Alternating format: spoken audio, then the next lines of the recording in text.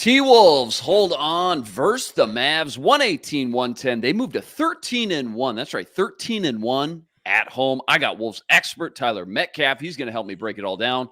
And it's all coming up next on the Locked On Wolves POSTCAST.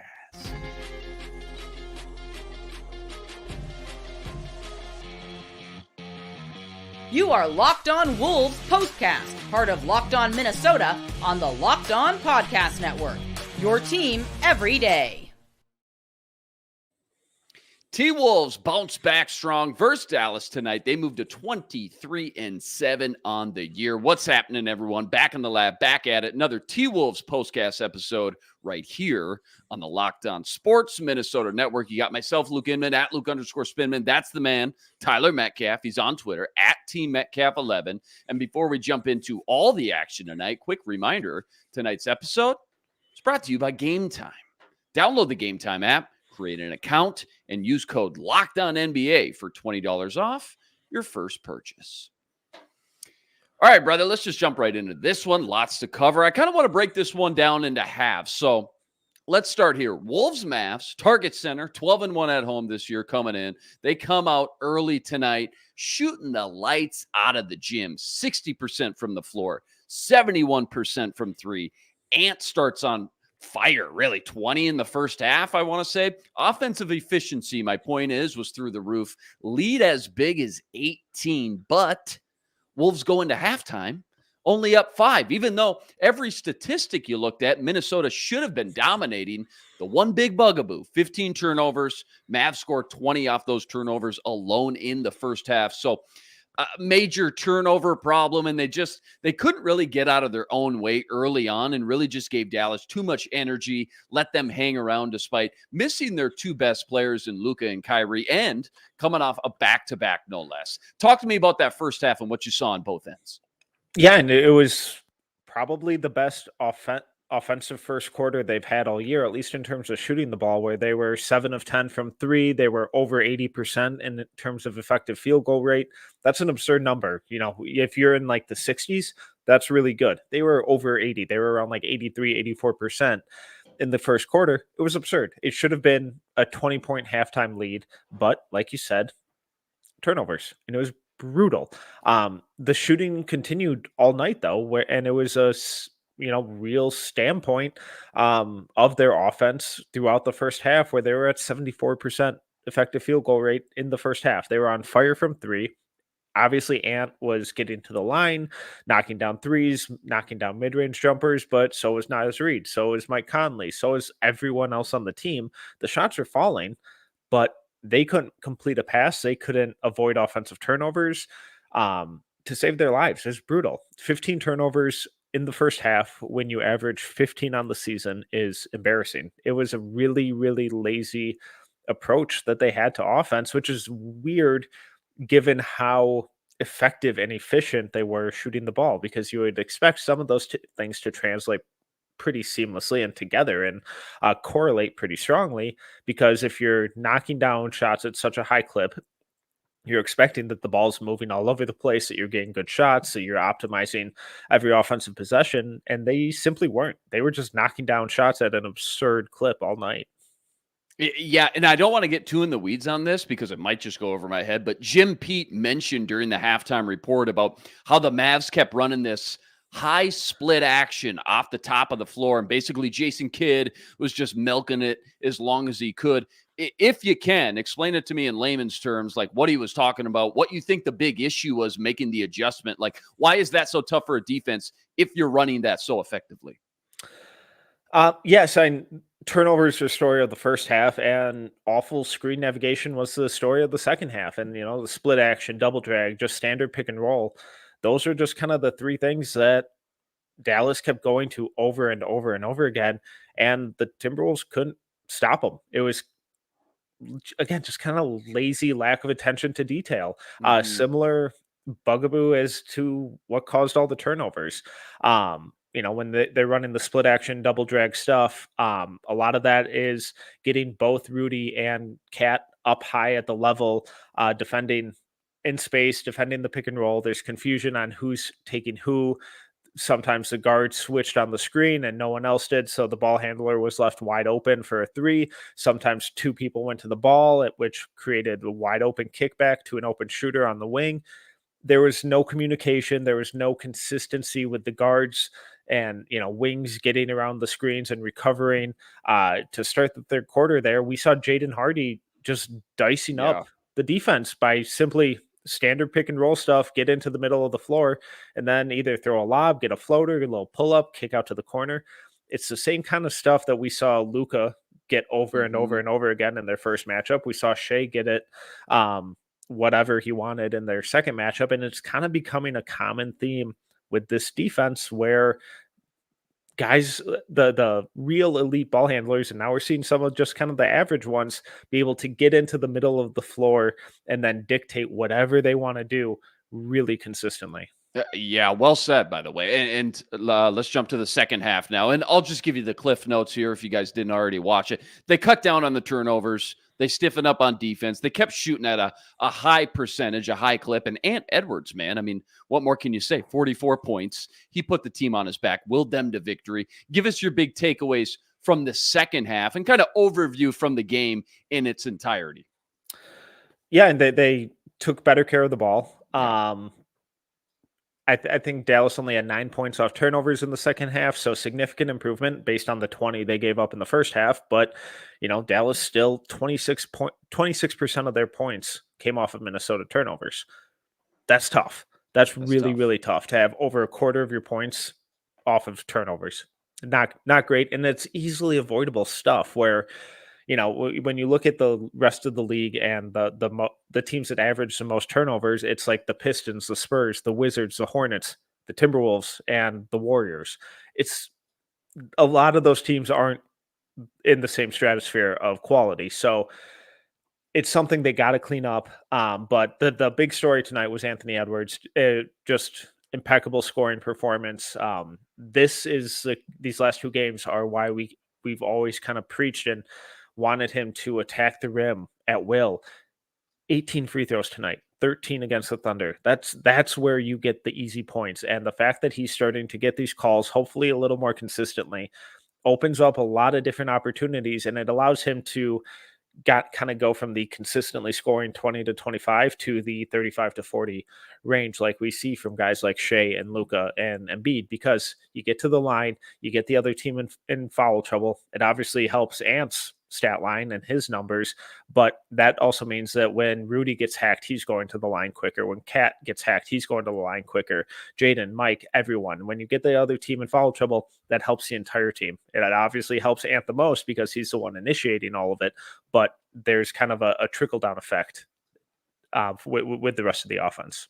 Yeah, and talking about Ant here, we got to give him some love, a little spotlight for a couple minutes. I mean, he's upped his scoring average every year since he's been in the league. He's averaging 25.2 this year. Coming into tonight, that'll obviously inflate a little bit. That would put him top 5 all-time for Wolves players in points per game behind Cat and K-Love. So that's great, obviously. But his last 6 games specifically, if you remember, since that poor shooting night versus the Mavs, last time he was coming off that, remember, hip pointer injury, kind of had to shake a little rust off, still had like 11 assists that night. But these last 7 games now, he's averaging 30 points and 6 rebounds. That'll go up even further after tonight's 44-point game. But you mentioned it.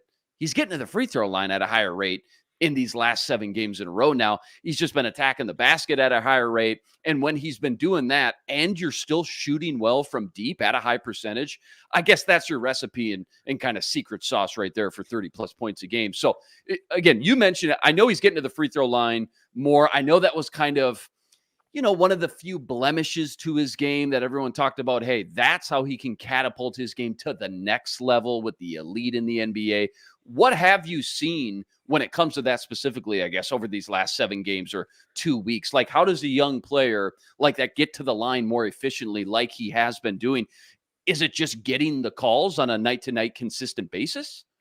Yeah, and a big part of it is, the elevated status that he has this year and the calls that, whether consciously or not, they go into that. It's a factor. But a lot of it too is just kind of the craft and the change of speed and the change of direction dribbling and stuff that he's doing, especially out of the pick and roll, where when he's coming off those Gobert screens, he's doing such a better job of kind of snaking his way through the lane, keeping his primary defender on his back and kind of keeping him in jail, not letting him get rim side. And then the second that drop defender kind of takes a step back towards Rudy to, try and take away a lob or a dump off pass to him, that's when he's continuously exploding to the rim and kind of catching both defenders out of position at the last moment, and they're having to just kind of swipe down or jump late with him. And we're seeing when you don't have an elite rim protector out there, he's able to get to the line pretty consistently. Yeah, well said. That was a lot of fun to watch tonight. He had some insane, nasty shots tonight. Obviously, that's going to happen when you score 44 points. But that fadeaway off glass, Oppo shoulder, stop it, man. I mean, just en fuego. Chef's kiss. Absolute thing of beauty. You love to see it. I got a couple more on tonight's big win versus the Mavs. But first, a quick word from our sponsors over at Game Time.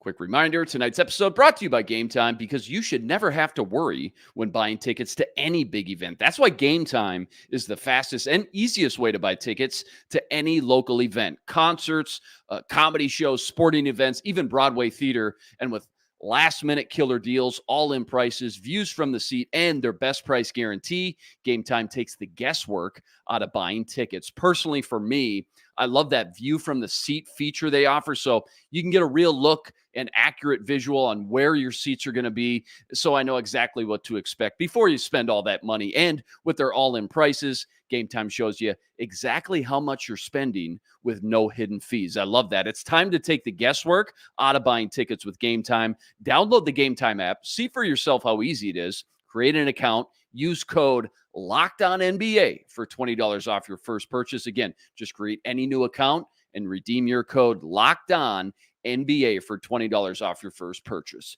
Download Game Time today. Last minute tickets, lowest prices guaranteed. Game Time. Terms apply. All right, let's pick back up here. First off, I mean, they won the game, so maybe I'm getting a little nitpicky here. And it's only one game here out of 82, so no need to overreact. But what's one thing that worries you the most about this team? When you saw them at halftime, right? Let's circle all the way back to what we opened up with, knowing they should be up 15 or 20 versus a team, again, on a back-to-back, missing their two best players. Like, what's something that they need to continue to work on in the big picture over the long run if they do want to be one of the best teams in the NBA and go deep in the playoffs? I know the easy answer is just stop turning the ball over, but is there another layer to it that you've seen? Yeah, and the turnovers are the big one and kind of the most easily correctable, I think. Based on kind of how they're playing right now. But a lot of that kind of goes into just the overall approach to the offense, where there was very little ball movement tonight in general. And I know Mike still had 6 assists. Ant had 4, sprinkling of a couple here and there for a bunch of the other guys. But there were so many possessions that were 1 or 0 passes, and whether it's Anthony Edwards just dribbling a ton. Obviously, when he has a night like this and getting 18 free throws, you get a bit of a longer leash to do that. But then anytime anyone else touched the ball, they were jacking up shots immediately, and it kind of felt like they figured they were never getting the ball back unless they shot it. So it's like, all right, this is my one opportunity. So I have a glimmer of hope. Let's take the shot, because I doubt that when I make that extra pass, that it's going to eventually come back to me. So again, one night, we've seen it pop up a couple times, but it would be nice to see them run a little more motion stuff, a little more ball movement, a little more consistently. That would hopefully kind of cut down on some of the turnovers and bail out passes when the double comes. Other than that, it's trying to find some way to more effectively defend the mid-range. They're starting to pretty consistently get diced up in that range, especially defending the pick and roll. So point of attack defenders have to do better with their screen navigation at the start. And tonight, Rudy kind of struggled figuring out his levels, when to bail out, when to kind of step forward, a couple fouls on jump shooters. So figuring out how to more effectively defend the mid-range without totally giving up the, open threes or shots at the rim is something they kind of have to. It's a really tough line to walk, but I think they need to do a little bit better job of it, because these last couple weeks we've seen some cracks in the foundation. Yeah, well said. And you and I haven't talked ball in over a week, so let me pick your brain real quick about Tuesday's loss versus OKC. Just real quick, super out of character defense that night. Highest field goal percentage all year, most assists allowed all year, 35, I believe. Second most points allowed and field goals made allowed all year. And granted, I mean, sometimes you just throw your hands up. Thunder just might have brought their A game that night. What are you going to do? SAG got in the paint all night, sticking mid-game shots left and right. He was unstoppable, unguardable. That dude's legit. Reminded me actually a lot of Joel Embiid versus the Sixers and exactly how he killed the Wolves down in the paint. But they got the Wolves on their heels all game. What were you hoping they'd clean up the most from that one coming into tonight? And did you see that from them versus the Mavs tonight? Or was it a lot of more of the same from what you just mentioned?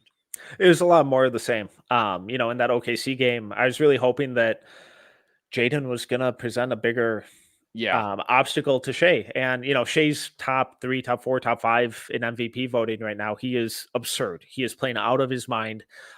Very real deal. So for him to put up big numbers, it's not shocking. But when you have a guy like Jaden McDaniels, who's as good of a defender as he is, you'd hope that there'd be a little more stuff there, a little more deterrence of allowing Shea to get to wherever he wants. It's not a total indictment on Jaden, because Shea's been doing that to everyone all year. But then you kind of compound that with the turnovers that they had in that game too. And then all of those kind of issues with the screen navigation, with the miscommunication off ball screens, and then the turnovers, it all kind of funneled into this one. And is a much closer win than it should have been with a team that's missing both Kyrie and Luka. Yeah, and so far, I mean, this team, they've done such a great job bouncing back after tough outings this year, especially on defense. In fact, 5th longest streak without losing 2 in a row since the 2019-2020 season. 30 games now after tonight. Bucks, by the way, lead the NBA with 63. You just mentioned the Mavs a little bit here. Just give me a quick 60 seconds on this team here, because I mean, sometimes too, it's okay to give credit to the other team, right? I mean, they fought hard all night too, all things considering. You mentioned it. No Luka, no Kyrie tonight. But when both those guys were healthy, I mean, you're talking about the 3rd best team in the West at the time. So what's your quick snapshot on them and what they could look like when fully healthy here down the stretch? Yeah, and Luka had an absurd outing when, in our first matchup. And again, kind of similar to Shea, he's been doing that all year. Another guy who's top 3, 4, 5, however you want to order it, in MVP voting. So that's always going to be there from Luka, especially when we get into the playoffs. We've seen what he's done to the Clippers in the past couple of years. He can win a playoff series on his own. And now that they have a rookie like Derek Lively, who's just a perfect kind of plug and play, low maintenance, rim protector, rim runner. It's one of the most ideal kind of rookie team fits from this last draft. And it's that rare immediate impact from a rookie. He struggled tonight. He didn't do much, got in foul trouble, but when he's on the court with Luka, compared to when Luka's off, it's night and day, because he just constantly gets set up with easy lobs and tip-ins because of the way that Luka pressures the rim. So I'm really excited to see kind of how they look with a bigger sample size with Kyrie out there, how they kind of find that balance between him and Luka. I'm assuming it's going to make them more difficult and, kind of take some of the burden away from Luka. Sorry to circle back again to that first matchup, but it's kind of a war of attrition where they wore Luka down. They made him do everything, and he was exhausted by the end of that. You have Kyrie out there and able to kind of spell some of those minutes. Again, maybe that game looks a little different. Yeah, well said. All right, I got a couple more to close here real quick. We'll check out the schedule. But first, a quick word from FanDuel. Quick reminder, tonight's episode brought to you by FanDuel. Right now, check this out. New customers, you're getting $150 in bonus bets when you win just a $5 money line wager. $150 in bonus bets when you throw down and win any $5 money line wager. If you've been thinking about joining FanDuel, no better time to get in on all the action. The app, it's so easy to use, and they got everything you need. money lines, parlays, prop bets, you name it, they got it. FanDuel's got everything. I mean, everything you need to bet on the entire NBA season. And it's by far the easiest and simplest betting app to use. Go check it out for yourself. Visit FanDuel.com/lockedon. That's FanDuel.com/lockedon today. America's #1 sportsbook. FanDuel, official partner of the NBA. Schedule coming up. Oh, I feel like I've been saying this for like 6 weeks. Doesn't let up. Lakers, Knicks, Pelicans, Rockets, all right. Mavs again. Luka should be healthy. Maybe Kyrie as well. Magic, Celtics. It's a gauntlet, man. Again, I feel like I've been saying, it's a gauntlet on this show for like 5 weeks. Quick thoughts when you hear that stretch, though, especially after what you've seen the past 2-3 games. Let's go 500. Right? I'll take it. In the past, Orlando's, been kind of viewed as a rollover team. They're not this year. They're one of the better defenses in the league, and they've always given Minnesota fits. Houston has been really good at home and really awful on the road. So they're kind of a Jekyll and Hyde type team. Then, it's a long stretch of teams looking for playoff berths and some with very deep playoff expectations. So it'll be a really fun stretch, hopefully. Last time we had one of these, that it went a little better than we initially thought. So hopefully we're kind of in store for that again. But it's going to be tough. It's going to be really tough. And I think a really good kind of test of their character and their resiliency and how they react when they kind of get hit in the face. Yeah, absolutely. And two, to that point, I mean, no arguing. That's a tough stretch, 100% hands down. But I also guarantee you each one of those teams is also probably thinking, hey, you know what, that we've got a tough matchup coming up. When they look on the schedule on paper, you see the Minnesota Timberwolves on deck as well. I mean, just that's how well they've played now this year, 23-7, 13-1 at home, consistently night in and night out. That's how solidified, how dominant they've been this year. All right, last one. We got a couple more minutes. Let's just talk about Mike Conley, man. It's just been incredible to watch someone this deep in their career, 18th season now, having a breakout year shooting the ball, isn't it? I mean, assuming he plays 20 years, right? 2 more fully healthy seasons. He doesn't look like he's wearing down anytime soon. Where does he fit in with the greats of this generation? Damian Lillard, Chris Paul, Steph Curry, Kyrie, all those kind of guys. I mean, when we look at the numbers, probably a lot closer to them than we may initially think, just because, I don't know, like first thing when I think of Mike Conley, first thing I think of is not, prolific shooter. And right. It's because he's never been a huge volume guy because he's just so adept at picking his spots and making the right decision. And they're so rarely does he kind of get in the zone of, all right, I have to take over and I have to take these shots. He does that maybe once a month. Mm-hmm. So, tonight again, 2 for 4. That's just kind of the trend with him. So I don't think the volume will ever kind of get there to the point where he's mentioned in that class because he's not taking these tough, 35-foot step backs over strong contests and sprinting off screens and hitting fall away threes while drifting into the second row. But efficiency wise, he's going to be right at the top of that list because he's just his decision making, his shot selection, his passing, all of it. It's just always the right decision. And whenever he does something on the court, it's so rare where you're like, Mike, what the heck was that? What were you thinking? It's never that. It's always like, oh yeah, no, that makes sense. Yeah, we'll roll with it. Yeah. Oh, it's Conley. Oh, Bite Yeah. did it. Oh, we're cool with that. 18 years in the pros. First time he's ever called Bite. I love it. You got to love it, man. You never know what you're going to get with this team.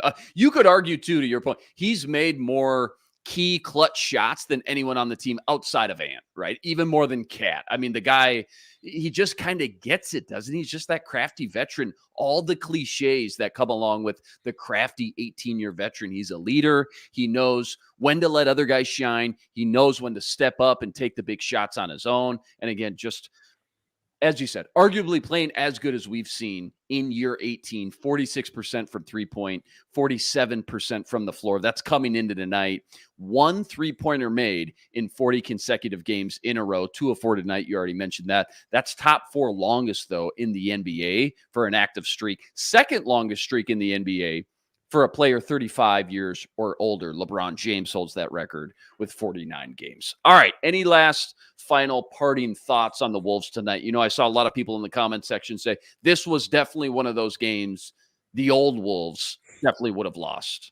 Your thoughts on that? Or are you ready to kind of put last year in the past and move on with that whole kind of topic, I guess? Yeah, I feel like I've been a broken record with that saying all season, where it's like, at this point, we've said that, a dozen times at least. So it's like, this is a new team. This is who they are this year. They've, shown that they're a top team because they kind of keep grinding out these wins that they would have lost last year. So I think we kind of have to put that to bed and recognize that it's a new team and kind of change our perspective when these games go the way they do. And instead of being like, oh man, tough win, that was great, they really fought through it. I think they have legitimate title aspirations at this point. So we kind of need to nitpick and be like, why was this so close? What do they need to fix? What can they correct? Was this just an off night? Where they struggled on doing some of the little things? They took their opponent for granted, but still fought out the win? Or are there major kind of structural things that they need to continue to work on? So I really think that this team has elevated to a point in terms of quality and legitimate title aspirations where kind of let them off the hook if we're just like, oh man, they took a step forward and won a game that they should have. Yeah, well said. Wolves bounce back strong. 118-110. They moved to 23-7 on the year, 13-1 at home. As always, huge shout out to everyone that joined us in the postcast tonight. Rest assured, we'll be back each and every game, same time, same place, right here to break it all down. And quick reminder, go check out all of Tyler's work on Twitter as well, at TMetcalf11. Anything new since the last time we've talked? It's been about a week and a half, 10 days or so, that Wolves fans maybe should be out on the lookout for that maybe they can dive into. Just the team over at canishoops.com always has great stuff going up over there. Hopefully in the next week or so, I'll put something together on some of their turnovers or screen navigation stuff and kind of try and highlight what I've been complaining about. Love that. Can't wait to dive into that. That'll do it for us tonight.